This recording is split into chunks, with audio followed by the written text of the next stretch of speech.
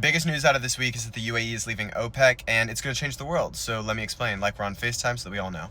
The UAE is one of the world's most oil-rich countries. It's also home to Abu Dhabi and Dubai, so it's a financial capital of the Middle East and of much of Asia. The UAE is also was, or will be until May 1st when they leave now, part of OPEC. OPEC is this cartel or union of oil producing nations, and they artificially affect the price of oil by controlling the output. So these countries that are members, like Saudi Arabia and Venezuela and Iran, they're all members of this, and they follow Saudi Arabia's lead mostly. They're the biggest country in this group. They're the biggest oil producer. They're the big dog. And the UAE was getting increasingly annoyed by that. But basically, they follow Saudi Arabia's lead and they partner with other countries that are part of OPEC Plus, like Russia, to artificially control the world's oil supply. If they control the supply and output of oil of all these countries, then they also control the price. And so all these nations were part of this. It's been around for 50 years. But in the last few years, we've seen some cracks. We've seen some cracks in OPEC. Several countries, including Qatar and Angola, have left it since 2018. A few others have as well, like Ecuador.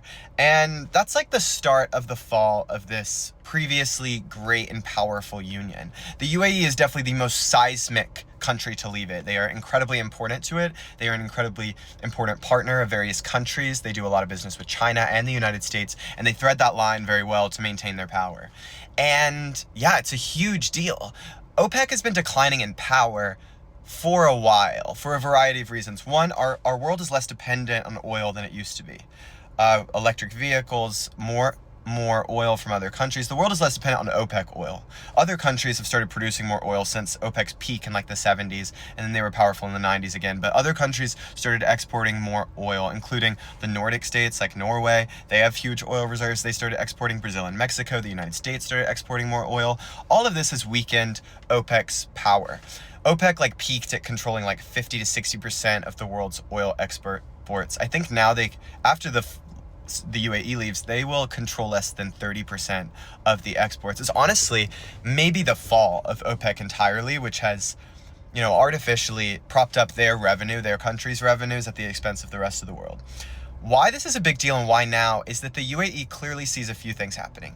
They see the war in Iran as an opportunity and an excuse to leave this organization that they've been complaining about for years. The UAE has capacity to produce a lot more oil, and they're a lot less dependent on oil than other countries like Saudi Arabia. Saudi Arabia is trying to diversify. The UAE is diversified. The UAE is a financial capital. It is a tourism capital. They don't need oil, but they want to get as much money from that oil that they have as possible. This is something a lot of people might not realize, but we are about to reach peak human oil demand. In a few years, China is supposed to reach their peak next year, actually, according to most analysts, because we are an electrifying world. The world is transferring to electric vehicles. We're increasing renewable energy. There's a lot to be optimistic about in terms of where our energy sources are going and what the future is going to look like. And the future is going to be a lot less dependent on oil. It already is a lot less dependent on oil than it used to be, and we're a lot less dependent on OPEC oil specifically.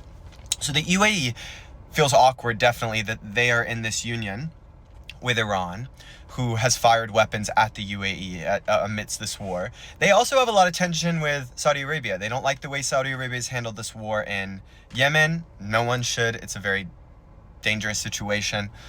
The UAE also doesn't like to be big dogged. Saudi Arabia thinks they're the big dog. UAE wants to be big dog. It's all about that, Everybody wants to be big. Everybody wants to be big and powerful.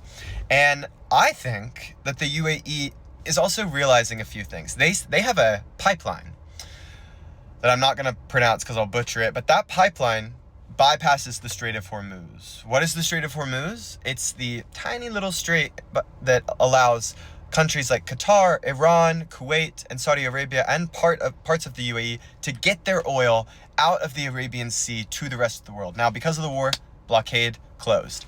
The UAE, if they can increase their production, can get oil through a pipeline that produces about I think it can control 1 million barrels of oil a day and ship it out to everyone else. That gives them immense power to a variety of reasons, especially immense power with China, who they would love some more investment from. China relies on the Strait of Hormuz way more than Western countries in the United States. That strait where the oil is coming out of definitely affects India and China more than the rest of the world. But Also, I think that the UAE recognizes that we are a world that is rapidly transitioning to electricity. We are a world where peak oil demand will, at the latest, be reached in 5 or so years. And so they have this sovereign wealth fund, that these Gulf states all have sovereign wealth funds where they have hundreds of billions of dollars, if not trillions, that they've accumulated from all of their oil revenues and their massive deposits that they have been investing and trying to diversify. Very, you know, a lot of these countries have some form of universal basic income.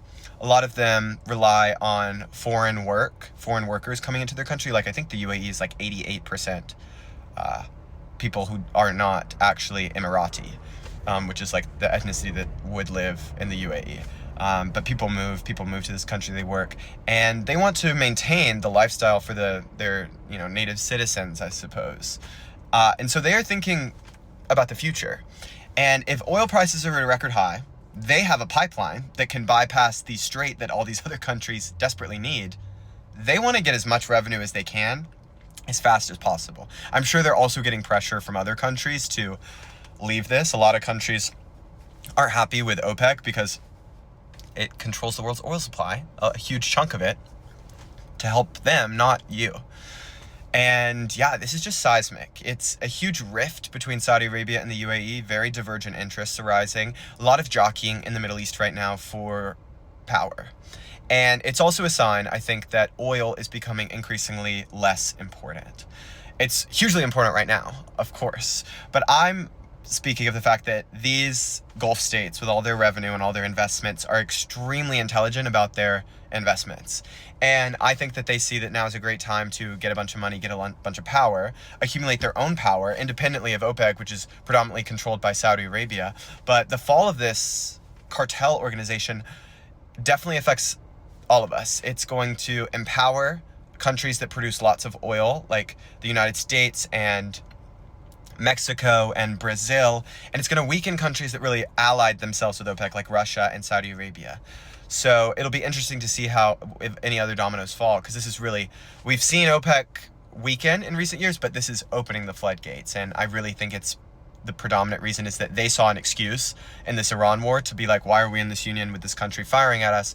But also, and to avoid angering Saudi Arabia too much, but really, I think this is about a sign that they recognize that we're about to achieve peak oil demand. Let's get as much money out of that as we can.